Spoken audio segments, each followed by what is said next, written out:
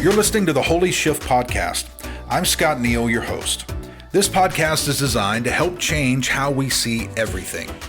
Today, I'm sitting down with Lana, my lovely wife of 31 years. She and I have journeyed a long way. We've learned a lot, and we still have a lot we want to learn.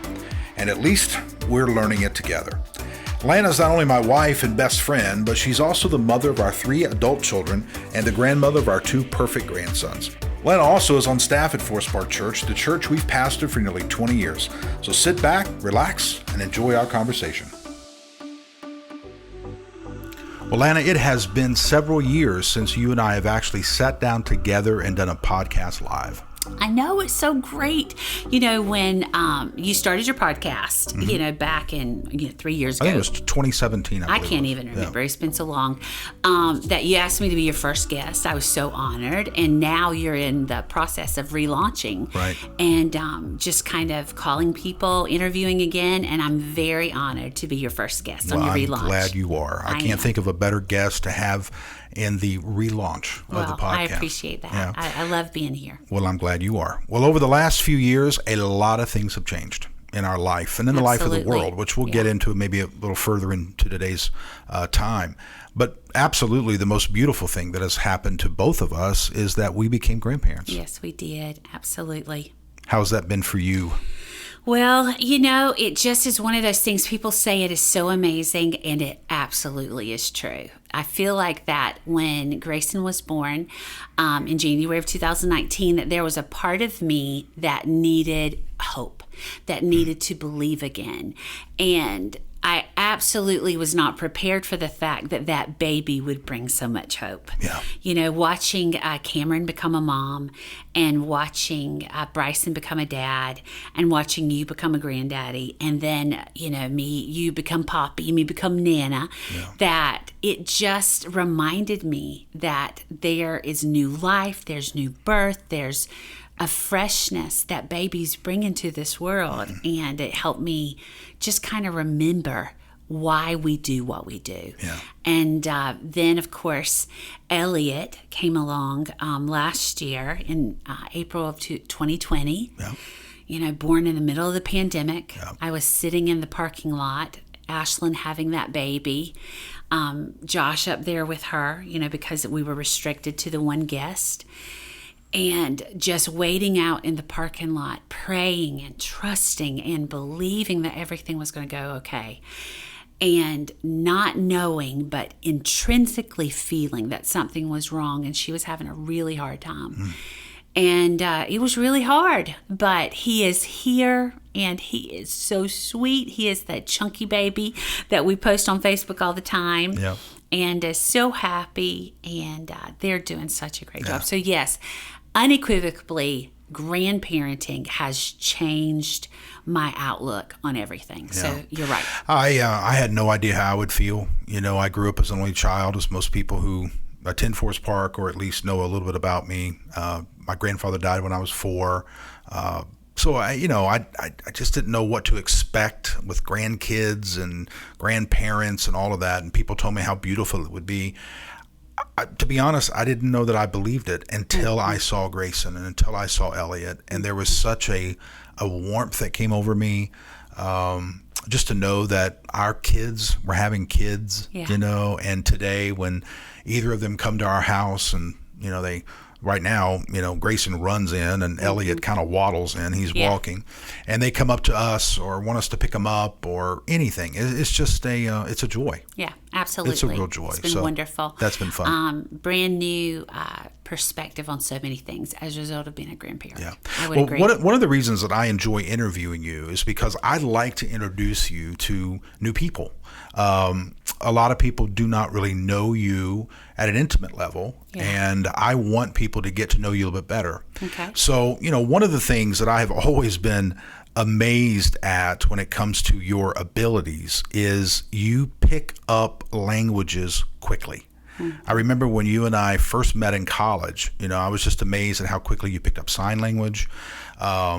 You were hanging around some people who could speak Spanish, and you were immediately being able to process, words and use those words. And it's a joy for me today to not only be around you when you speak Spanish or when you interpret for someone who is deaf, but now you're actually teaching Spanish at a local school. Yes. And the week that we're recording this podcast, you've been getting your classroom ready, and students are coming back next week. Yes. So I just want you to just take a moment. How does that feel, having that love for other cultures and language, and now today to be able to stand in front of a group of students and introduce them not only to the language, but I see the preparation behind the scenes. You do your best to introduce them to the culture and Absolutely. the love you have Yes. for Hispanic people across our world. So just tell us a little bit about that experience right now. Yeah, from a young age, I had a real sense of culture. I grew up in Eastern North Carolina, in Duplin County. Shout out to all the Duplin County folks. Right. Tar Heel for life, University of North Carolina at Chapel Hill. Loved Tar Heels. So I really was a Southern girl at heart, and never really got the chance to go to school with kids who looked a lot differently than me. I never got the opportunity to experience different cultures. My mom and dad gave us a wide range of educational experiences, but we didn't travel internationally. And so I felt like that my world was very small. And then when I was a junior in high school, there was a student that came to stay, not with my family, but another student that was an international exchange student, and she was from Bolivia. And I totally became focused on getting to know her. It just was such a desire for me to know her culture, to know her family. I was so amazed of the fact that here she was, the same age as me, 16, 17 years old, and had left the comfort of her home to come live in Eastern North Carolina. And it was very hard for her. She missed her family, but I was just so inspired by her desire to learn English. And I remember thinking, I want to speak Spanish as well as she speaks English, to be able to communicate. And so I began taking my Spanish classes very seriously. And then I was able to go to Mount Olive University for 1 year, and had an honors scholarship there, which I focused on Spanish. And then, of course, we went on to, I get my degree in education. We met in Bible college, and global outreach has been a big focus of our career, our lives, our family. And so that's just always who I was. And as we started going to Ecuador over the years, the desire to be independent. That's always been a big part of who I was. And I wanted to be independent. I wanted to be able to communicate with those children and adults with what I wanted to say to them. And it not have to always go through an interpreter. Yes, not always have to go through an interpreter. Most people, I think, are satisfied with that. But I just was not satisfied. Something gets lost in the interpretation almost every I time. really do believe that. I think interpreters are so gifted to be able to communicate the heart and passion behind what someone's going to say. But when you're able to do that yourself, you can look into someone's eyes and really understand what I call their heart language. You are speaking in their heart language, and you're understanding their heart language. So yes, absolutely. Teaching Spanish, I kind of fell into that as a favor for a friend, but I became, it's been such a good thing for me to give me a different focus. It's helped me with my Spanish, but I think what I'm most excited about is to introduce those high school students and those elementary students to a culture outside of their world, just like I was when I was their age. Now, what grades are you teaching? You mentioned Well, elementary and high school. Yeah, I do kindergarten through fifth grade. They rotate on a daily basis, but the students that I see every day are the college prep Spanish 1 and Spanish 2. They have to have those 2 years in order to go to a 4-year university. So I take it very seriously, the fact that this is their language preparation to be able to go to their next part of their education. And it is such an honor to be able to be a part of that. But I don't want them just learning Spanish. I want them to learn a love for culture and a love for people. And sign language just kind of came to me. Again, when we were in college, I met someone who was deaf, and it's like, how are you going to communicate with someone who's deaf unless you learn sign language? And that came very quickly. I just loved it. I know you can remember. I became fluent very quickly. And so I think some people just have an aptitude for language. Yeah. You know, sometimes I don't.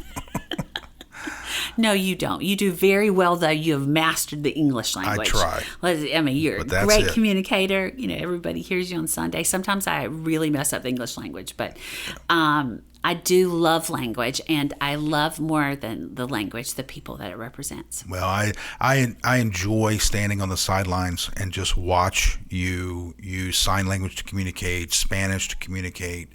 You know, it's amazing to me.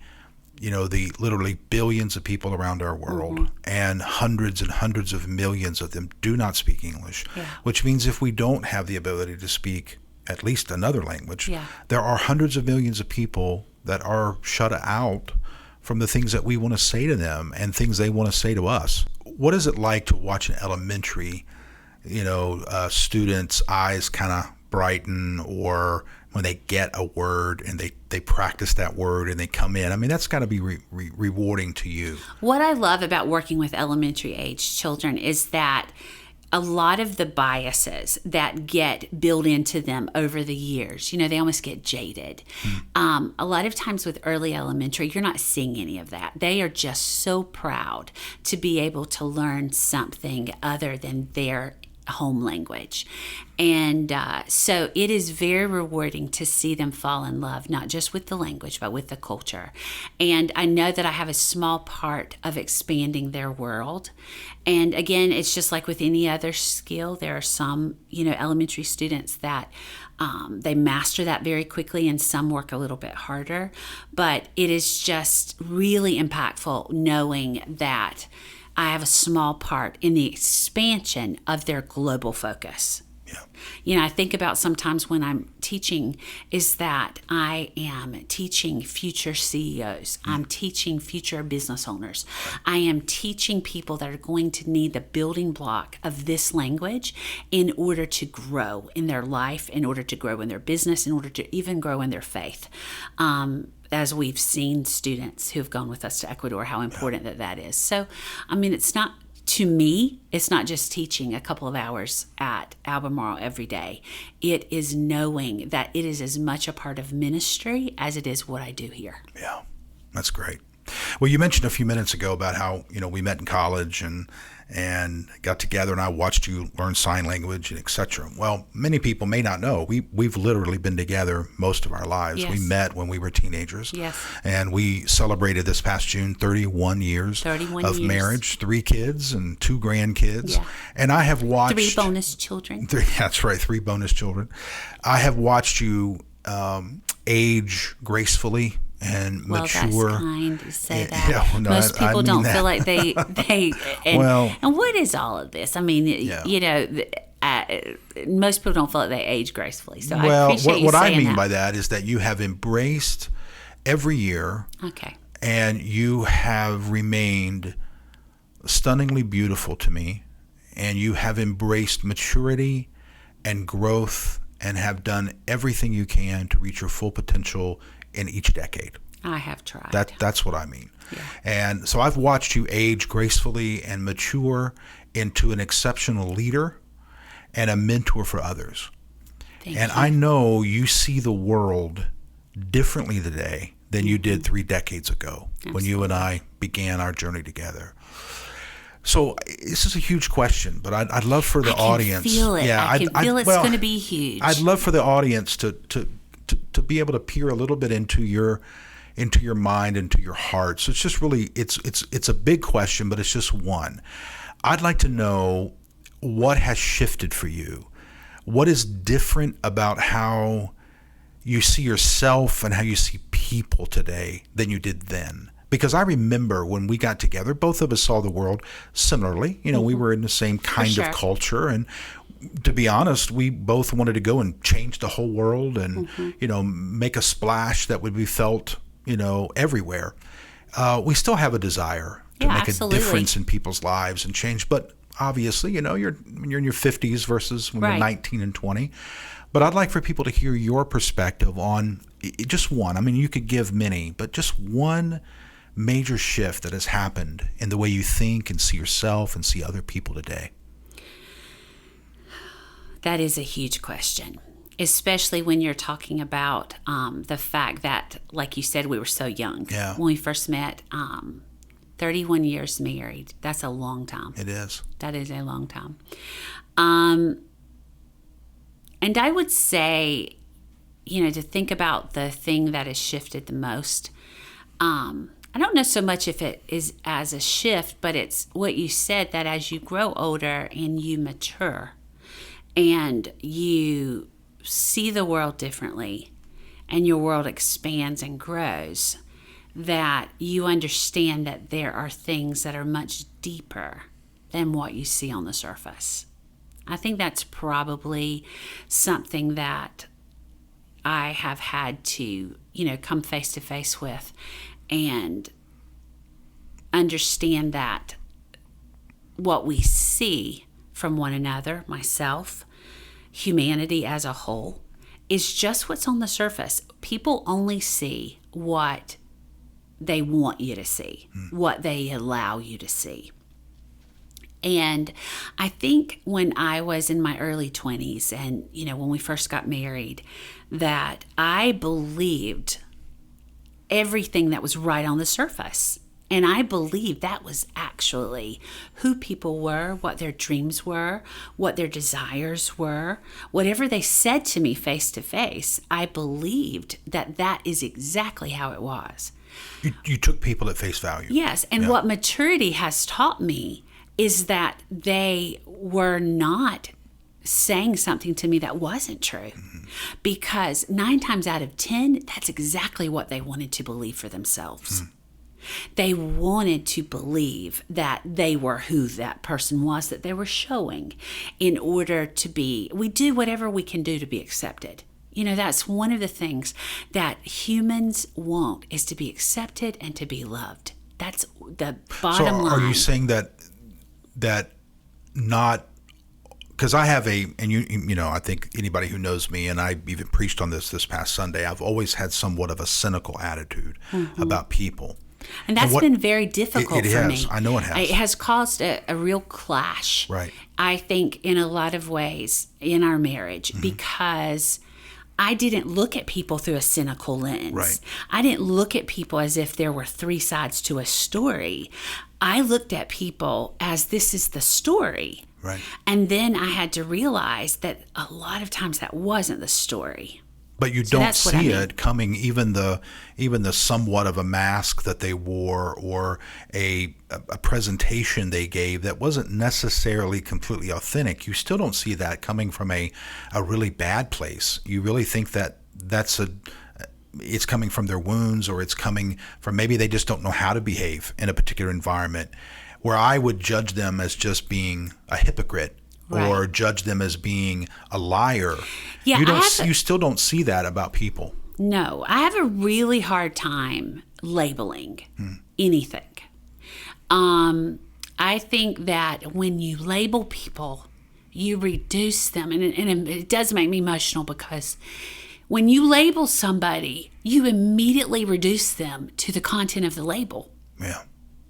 And it like caps them. Right. It caps their ability. It caps their dreams. It caps their their ability or their desire to even want to communicate with you or communicate with me or whoever it is, because they can sense it.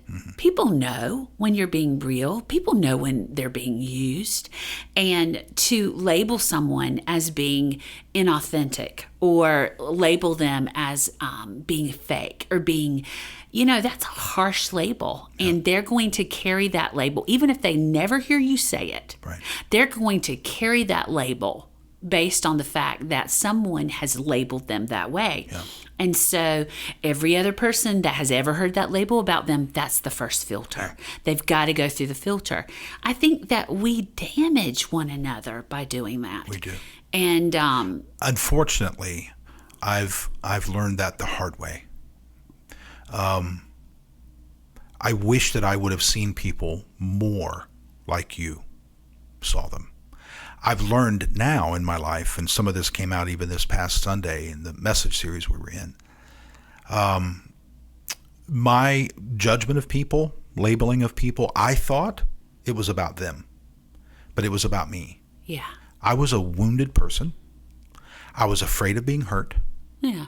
I was scared that this person would betray me or stab me in the back. That's a self-protection. Exactly. I just immediately I'm going labeled to them. fight and label you. Yep. I'm going to lash out at you before I even come close to giving you the opportunity to wound me. It's almost like I didn't even want to understand them. Right. I could just label them, and as soon as I labeled them, I put them in a category where I could then dismiss that entire category of people. And what is so sad to me, and one of the revelations, I guess, that I've had to learn is that is the opposite of the gospel. Yeah. It is the opposite of who Christ is. Yeah. And one of the that's been a things hard that thing we for me want to see to about do myself. As Christians or as Christ followers or whatever vernacular you want to refer or we want to refer to ourselves as, is that we constantly want to shout, your story matters, your story is important. We even did one of our door conferences, that was the theme, is that your story matters. Your story matters. And a lot of times it matters until it crosses over into my comfort zone. Right. So your story is really important unless it starts hitting my triggers. Right. And when it starts hitting my triggers of the things like you said, some of the things that you had some childhood wounds that were very difficult to overcome that resided in the area of trust and authenticity with adults. And it made it very difficult for you to trust and believe anybody that was going to get close to those roles, to give yourself to be transparent with people. And I didn't grow up with that background. I grew up with a background that was very trusting of people. And so when we started this conversation saying, what maybe is something that has shifted, my initial part of believing and trusting people and not labeling them was because I was taught that we are all equal and we all matter. Yeah. But one of the hard realities that I've had to learn we've been married for 31 years, we've been lead pastors for 27, as far as just working in pastoral ministry for full time, for 27, is that the story that we carry and the story that we present are sometimes very different. Yes. Well, that has been a huge revelation for me. I've watched you live that. I've learned a lot from you about how to see people. I wish that my story would not have been the way that it was for so many years, especially in our early marriage. I did carry a lot of cynicism. I shared this with Forest Park this past Sunday. If I had to list all the, problems and personality quirks and frictions of our marriage, my cynicism would be close to the top. I just didn't understand it. Yeah. I just didn't understand. I couldn't. It didn't make sense to me to just throw a relationship away. Right. It just made no sense to me, especially the threat of being hurt. So let me throw it away just with the threat. Sure. Yeah. Yeah. And I know you can think back those absolutely. early years. It's Yeah. like, well, I can tell that person might get close. I can tell. Yeah. And I didn't know how to put it into words, at 22, 23. But now I realize it was cutting them before they cut you. Right. It's just like that quote that you said that went viral all over social media, that about bleeding on people who didn't cut you. Yeah. And Exactly right. I really believe I did that for years. that's what happened. And what I've learned is you reflexively believe people and trust people and must make a conscious effort at times to distance yourself from someone, because there are times you have to do that. I, on the other hand, reflexively distance myself from distance people. first. Right. Yeah. And I have to make a conscious effort to trust and bring them in close and give another chance. Yeah. Some of that is personality differences, but a lot of it is wounds and our own story of our journey of how we got to where we are today. Well, and I also would say that my just living a lot of my adult life with very little boundaries was not healthy. Yes. I think part of that, those who are listening and who are in ministry, pastors, I think many times we, in our early years of being trained, in ministry, we were told in an indirect way, tear down the boundaries, tear down the walls, believe all people, you're a servant, so people, you need to serve people and wash their feet and take care of them and love them. And all that's true, but we were so young, we didn't understand what all that really meant. So we immediately got into ministry with an attitude of, I'll just serve everybody, love everybody, do everything I can for people, and in the back of our head, and they'll serve me back and love me back. And it was real. I mean, it was coming from a good place. It was not anything that we manufactured. Right. I mean, it was inherently who we were, and it's inherently who we still are. Yeah. But as a result of, growing up, and realizing that those boundaries, the lack of boundaries, probably opened me up to relationships that weren't the most healthy. Right. And I've had to distance myself, from some of those areas, but it's still very difficult. Yeah. It is still very difficult. Yeah. And definitely not my natural way, not my natural bend. Right. But it's okay. Yeah, it is okay. It is okay. Well, another thing that, I think people probably picked it up if they know you or they've been listening closely to this podcast interview, is that you are an avid learner. That's another thing that I have always found very beautiful about you and attractive, is that you've never stopped learning. In these 30 plus years we've been together. I love to read and consume material, especially new material, new authors. Yep. Yes, absolutely. Well, and one of the things I find so amazing is that you really have very few, the cliche is, sacred cows, to where, don't touch this area. Yes. Everything is open for at least learning more about and understanding, yes, I believe X, Y, and Z, but I may not know everything there is to know about X, Y, and Z, and it could change my perspective. So let me listen to this podcast, or let me read this book, or let me listen to this interview or lecture. I've always found that quite fascinating, because a lot of times when people get, in their late 40s, 50s or so, they just kind of go, well, I pretty much know everything, or at least I've learned enough to survive in life. But you're not that way, and you're always pushing, and you're always learning, and I am too, and I at least I try to be, and I bring things to you, and rather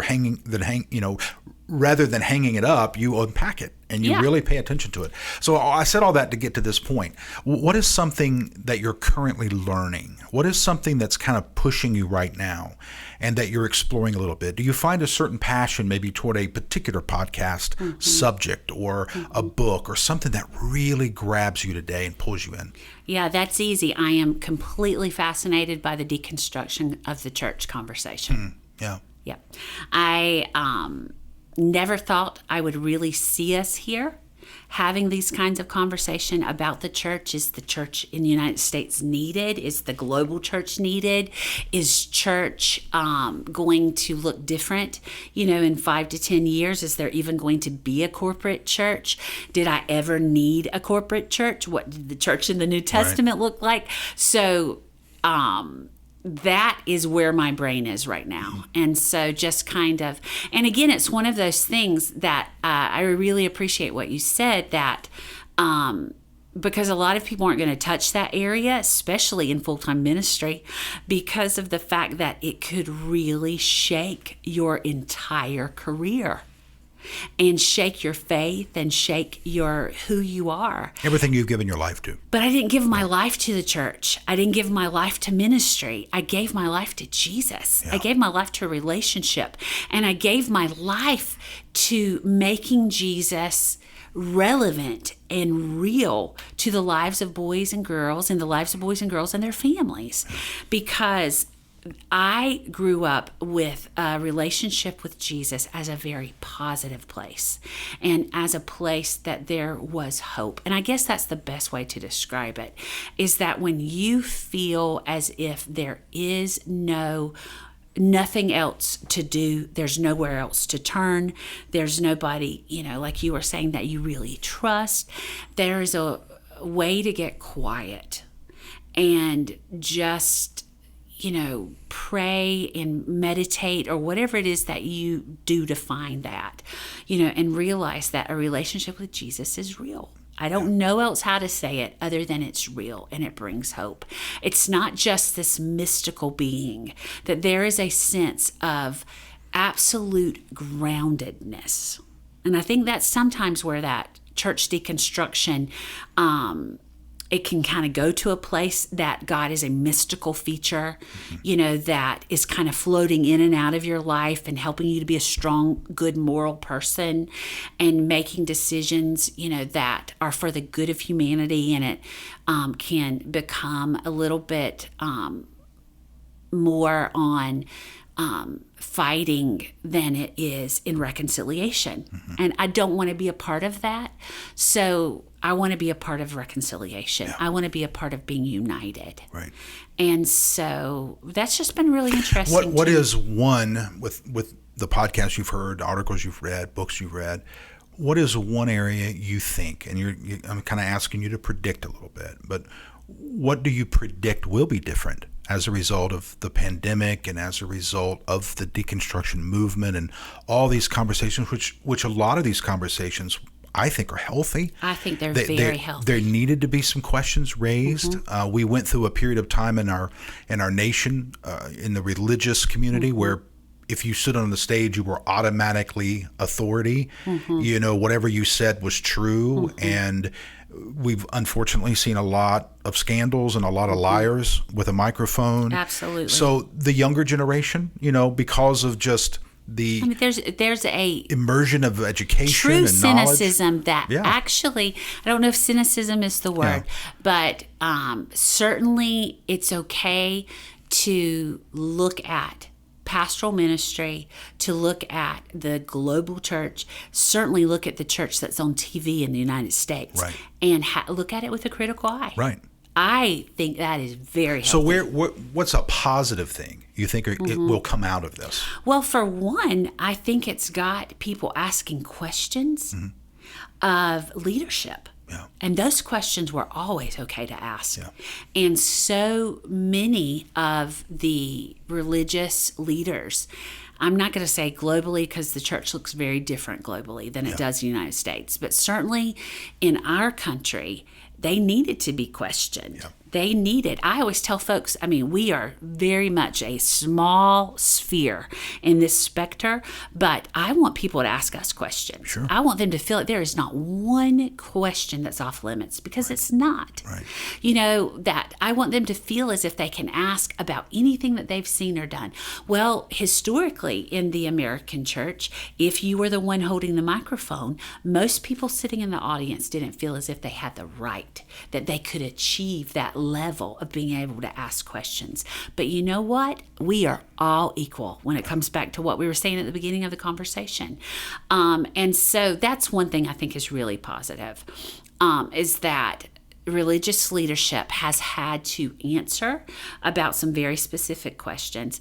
And the second thing that I think that has come out of this movement, and it literally has started before the deconstruction movement. I think it's been a part of conversation in a lot of places for a long time, is just misogyny against women, in the church. Yeah. I mean, it is. I am a woman, obviously, and I have always been a woman that I was taught that it's okay to ask questions, that it's okay to be confident, that it's okay to teach and talk about the Bible, and it's okay to share your story. And there are some churches and some religious movements that just prevent the expression of women. Yeah. And I think that the deconstruction movement has kind of cast more light on that. And I think that's a really positive thing too, because, we've said this at our church a lot, that Jesus really loved women, and that he really trusted women, and that he identified women in leadership over and over and over again. He empowered them, lifted them. Empowered them, spoke to them with honor and respect, no matter what their story or their background was. And this is even in the Old Testament. There are so many pictures of that type of compassion towards women. And Jesus just fulfilled that every single day that he walked the earth. And so I think that definitely has caught attention to that. And I really, appreciate that you have always, I don't know really where that came from, but you've always had such an honor. I never sensed that you wanted to suppress any area. In my childhood and all the things that I've, shared about my, crazy journey, I had two women in my life who were very, positive, and I wouldn't be here if it were not for my mom and my grandmother. Yeah. I didn't have the dad, and I didn't have the grandfather who died when I was 4. Right. So my grandmother really picked up, a lot of the slack and taught me scripture and, was a very positive influence in my life. My mom always ensured I went to church, and also, talked very positively about my future wife and, and marriage and all those different things. Even though she had a lot of problems in marriage, she still talked very positively about the future marriage that I would have. So, I had a very difficult time when I got married, thinking that women did not play a significant role in the development and shaping and forming of the next generation. And had it not been for women, I don't think I'd be here. Contrastly, my dad, very strong man's man, but at the same time, he was looking at his daughters and saying, you can do what you want to do. You can be empowered. You are smart. You're intelligent. And hearing that from a father really emboldened, a lot of it, just woke up a part of my personality that was really fostered. And my mom as well, but there was none of that. Let me suppress you because you're female. It just wasn't a part of the story.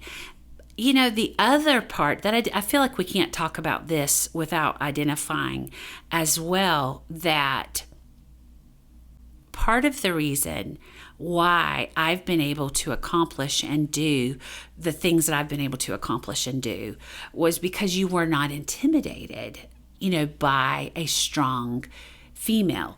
But that also caused me to be free in our marriage. So one of the best ways to create resentment in a marriage is to suppress who the other person is.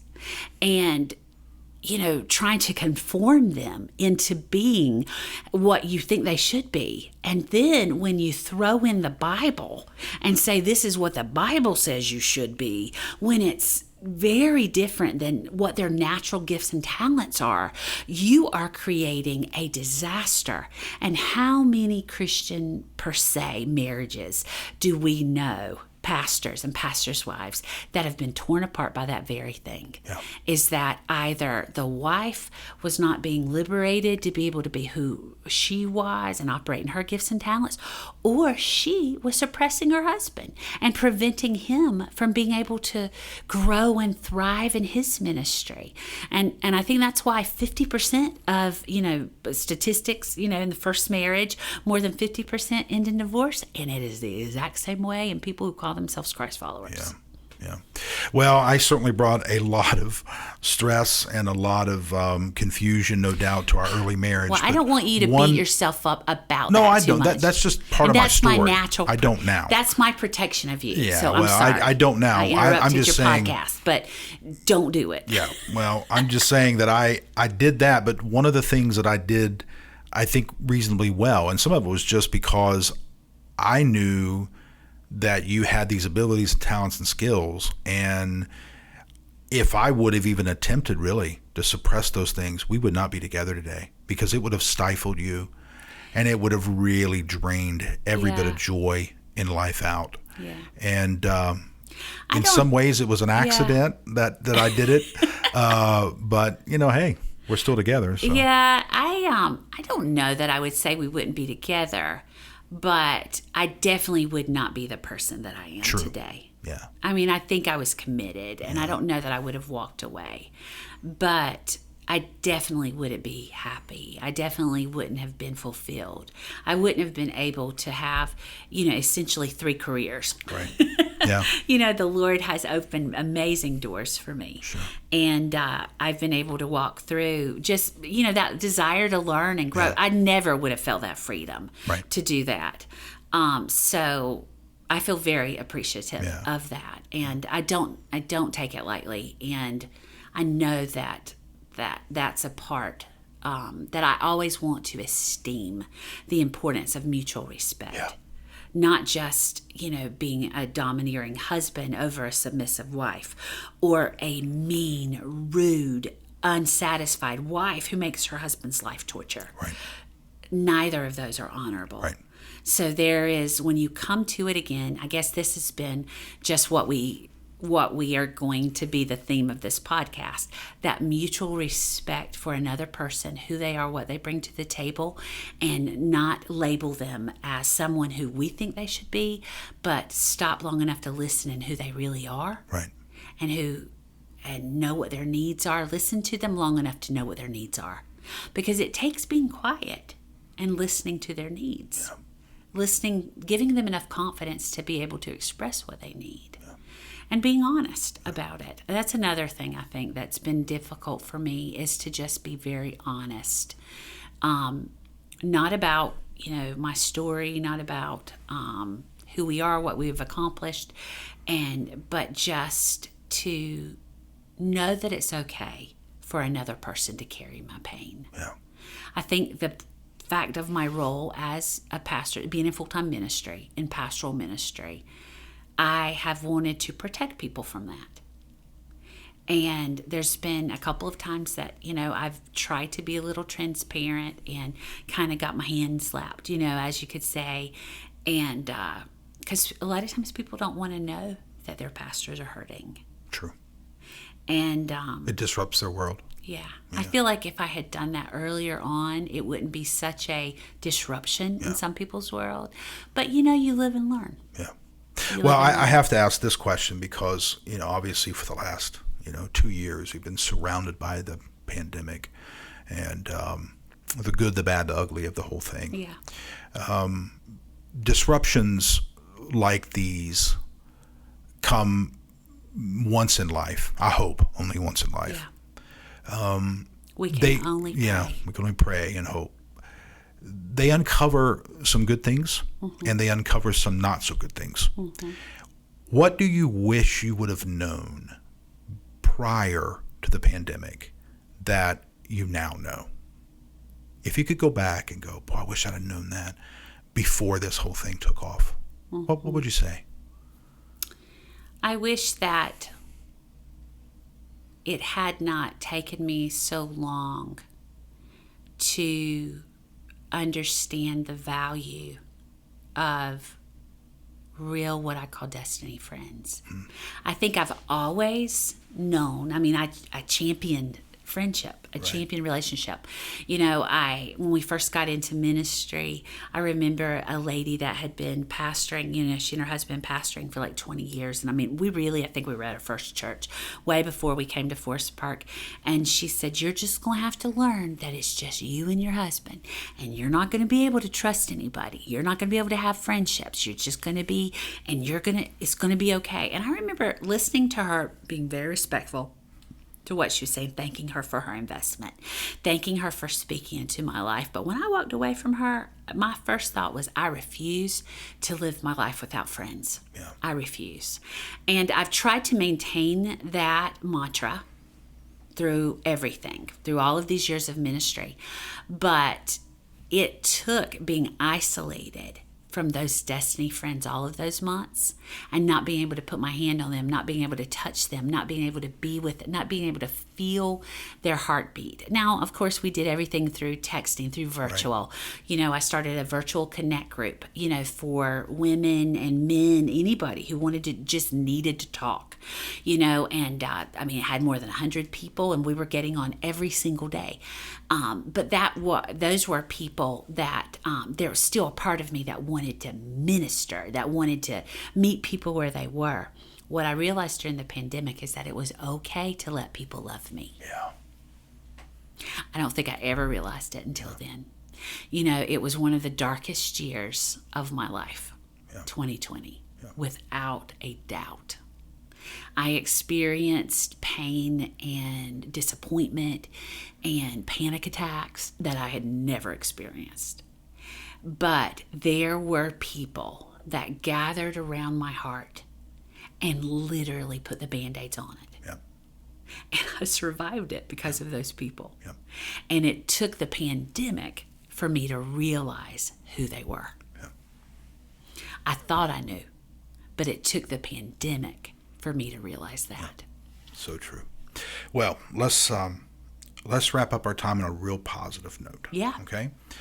In October, yes, comes the Adore Conference. Thank you for saying that. Yeah, we've had to cancel it twice. Yes. And as far as we know, everything's on schedule for the beginning of October. October 1 and 2. For those of you who do not know, our Adore 2021 is our women's conference, annual women's conference here at Forest Park. It's been a huge success in the past, and we're anticipating it being a wonderful again this year. So tell us a little bit about it as we kind of wind down what we're talking about together. Well, we've limited, just for anybody concerned about COVID and COVID-19 protocols, we've limited our number of tickets. So we're not going to pack our room full. So I want people to understand that there is going to be space.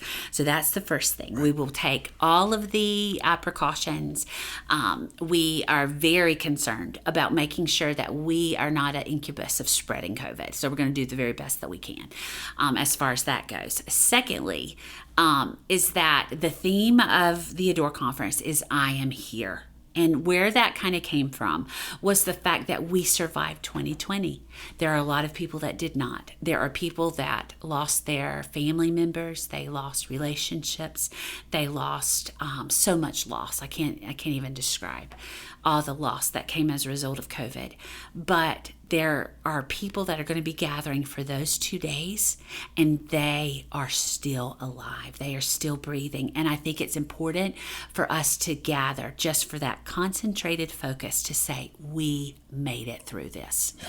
And so, but of course we're going to have a lot of fun, right. And so we've got a real 80s theme kind of coming through. We love all of that. I love all that color. I wanted something really bright. And of course our leadership team just really, they've just ran with that. And so the price of the conference, $55, but it covers your meals and it covers your t-shirt. And so you can register by going to fplive.org/adore. There is also a place that if you want to be a VIP purchase, do that ticket. That's also going to give you a bag, a swag bag, is what we're calling it, from our vendors and from other local vendors here in Elizabeth City. That's well worth more than what the ticket costs. cost. And then you're going to be able to have a lunch with our speakers and be able to have a Q&A and That's for the upfront VIP. seating, the VIP. And you'll be able to have That's upfront certainly worth it. seating. Yeah, it's absolutely worth it. The value is way more than, I think it's $85 for the VIP ticket. And it also includes your ticket. I mean, your t-shirt. Right. But the t-shirt's the very least as far as that VIP ticket goes. And I think most of those are gone, but I do have a couple of more left. So if you've not, then get on it and you'll be able to do that. But I'm just so excited to have the folks that are coming. Anthony Braswell and his kids. Marianne Braswell was featured. She was part of our very first Adore conference. And she was scheduled to be for our 2020 conference. And she lost her fight to metastatic breast cancer in December. And I talked to Anthony about dedicating the conference to her because she loved Forest Park. I mean, they passed her amazing church in Raleigh, but she loved these folks. She loved Ecuador. She loved going with us, and she loved me. And she wanted to be a part of that. And so I've asked him to come be a part. So it's going to be really special. And then we've got Blair Prophet, who was a part of Elizabeth City. She was a part of Forest Park, an amazing advocate for women. Ganelle Sutton, everybody knows her. She's been with us at our conferences for the last 4 years. And there is nobody that captures an audience like Ganelle. And I just had the opportunity to be a part of some of her other impact here in our city, and she is just a rock star. Yeah. And then Nedra Tawwab, who is an author, a speaker, got her start on Instagram. She is a therapist in Charlotte. And I just started following her on Instagram. And when I started following her, she had 2,000 followers. And now she has more than 1 million. And she released a book about boundaries. And so she's going to be inspiring us all with her story. So there are so many things to say about Adore. October 1st and 2nd. So it's the first Friday and Saturday of October. Yeah. And then we've got I didn't even mention all of that. On Saturday, we have 15 vendors that are going to be here selling their materials. Yeah. We have jewelry and we have art and just all of the different things. I'm really excited about some of our local artists that are going to be here with their products. And so everybody is local. Yeah. And so you get a chance to invest back into your city. Excellent. Well, Lana, it has been an honor to have you again. Thank you. Yeah, to interview you. And as we rebrand the podcast and relaunch it, and we've got some amazing guests coming up that I'm going to be interviewing. And I'm also going to do something a little different on this podcast. It's not all going to be guests. Yeah. I'm going to do some, we're going to open up some of the messages that I present on Sundays and kind of dissect them a little bit. That's a great idea. Then I'm just going to come in by myself sometimes and just share some thoughts and just to build a relationship with folks who just want to learn and grow. Yeah. So anyway, thank you very, very much for your time today. I love you. It's been an honor to be able to be beside you, walk beside you, learn from you, watch you. And I just love being able to share at least a little part of you with some other people. Thank you. So, besties for the resties. That's right. All right. Thank you for listening to the Holy Shift podcast. If you enjoyed today's episode, please consider letting us know. I read every comment, suggestion, or question. Also, if you like it, give us a positive review. Take care, and we'll be back soon.